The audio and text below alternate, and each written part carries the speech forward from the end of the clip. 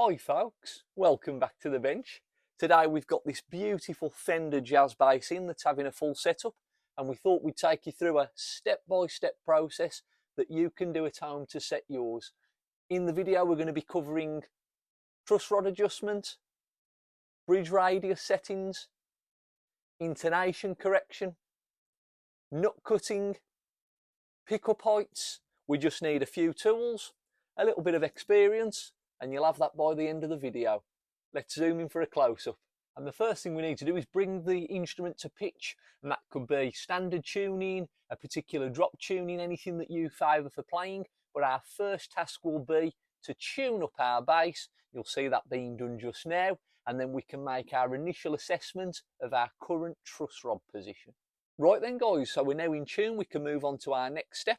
And before we start cranking that truss rod, we just need to see where we are at currently. I'm going to be using a little feeler gauge tool for this. We will also show you a method, if you haven't got any of these tools, that you can eyeball it very slightly. Anything that we are using today will be linked below, so if you do fancy getting some tools, you can find them below in our description section. It's also important to consult your manual or manufacturer's website. We definitely want to use the right size Allen key. That's an absolute must. If you do get stuck, drop us a comment. Let's show you where we are currently. So the first step will be to clamp down at the first fret, either with a plectrum or a capo. I'll use a plectrum today. I'm going to be holding down the 13th fret, and with our feeler gauge, I'm just looking to see if we've got any bounce on the string, or it's other worst case that we are physically moving the string. We want a very, very light contact. We don't want a huge bounce, and we don't want it moving. So let's see where we are first of all. You'll see on our zoom in that there is a little bit of bounce. We'll do that also without our tool. And I think we can adjust that. And with the adjustment made, we can now remeasure. Again, you'll see this on our zoomed in close-up. And that is looking absolutely perfect. We're just gliding under, and there is a very, very tiny bounce. With that done, we can now look on to the next section, which will be our bridge radius, and that will help adjust our action. We're going to be using a radius gauge for this, and a little top tech tip for any Allen keys that are being used for adjustments, a little bit of tape around it. You'll never have to spend 3 hours looking in your toolbox for the right one.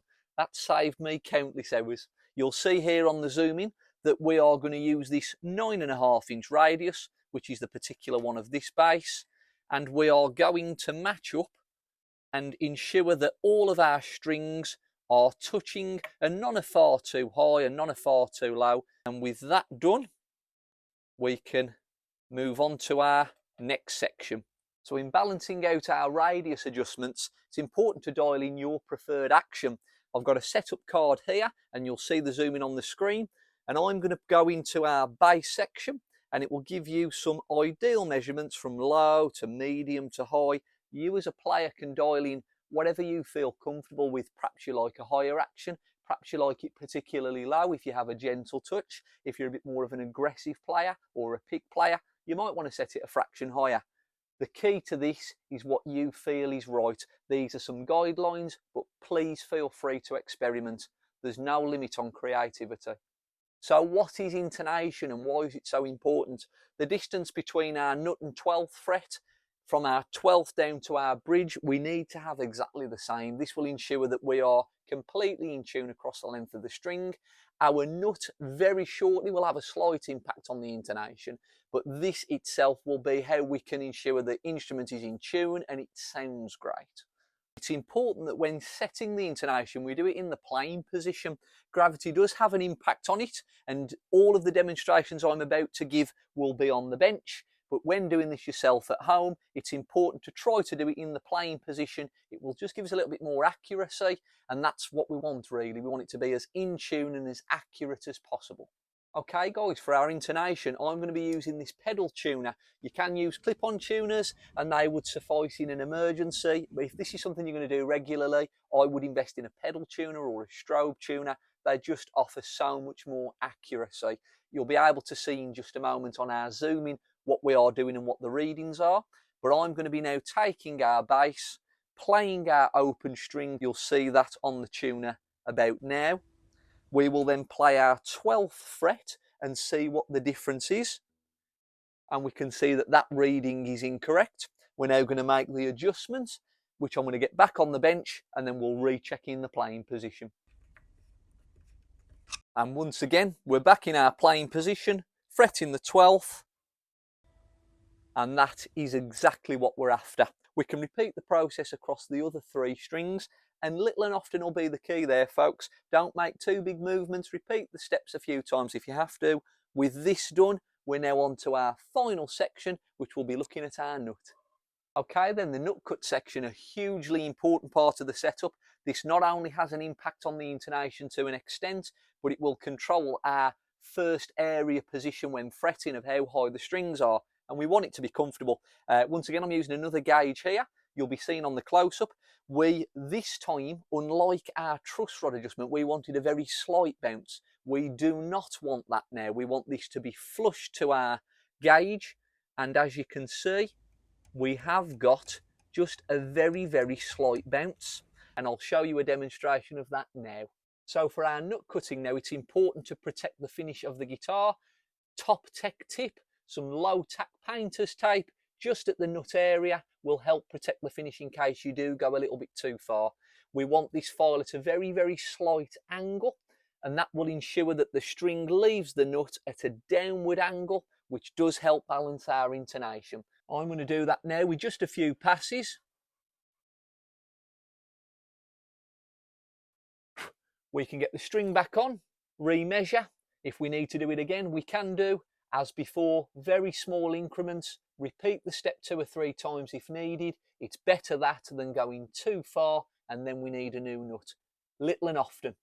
We can now remeasure to see what our adjustment is like, and that is absolutely perfect. There is no bounce at all. I will repeat that process across the other strings, and then we can go on to our pickup height adjustments. I'm going to go back to my card again, and we've got a section here which you'll see on the close-up of our pickup height. We can do this in thousandths of an inches or millimeters or however you'd like to measure it. And this can be where a lot of players really dial in their tone. Some have a slightly higher pickup, some have it further away. Do feel free to investigate and try yourself. You'll see me now make the adjustment, and we don't look too far away. I'm just going to lower that down very, very slightly on both ends. And with that done to my pickups, we can now go on to our final section. And there we have it, folks. One Fender jazz bass all set up and done. We've covered a lot today, and if you're struggling with any of those steps, just remember: train, tune, relief, action, intonation, and nut. Those are our key steps. Yes, we've got the pickups adjusted at the end. Train P, if you want to be exact, but train will get you there, and those pickup heights will dial in your final sounds. For any of the tools and equipment that we've used today in the video, we have put some links below, and if you would like to help the channel out and go through our links, the channel will receive a very, very small commission at no extra cost for yourself, and it does help keep these videos going. So thank you very much for those that want to support us through our links. For anyone who's attempted this yourself at home, how have you got on? Or for those that are about to, do let us know how you get on in the comment section below. Thank you very much for taking the time to view. It means a lot to us, all of the support, likes and comments we've had recently. It's been wonderful sharing all of the stories of great setups and the not so great experiences you've had along the way. As always, thank you very much for joining us. I'm Jamie, your local tech, and as I always say, another day, another guitar, bass guitar. See you soon.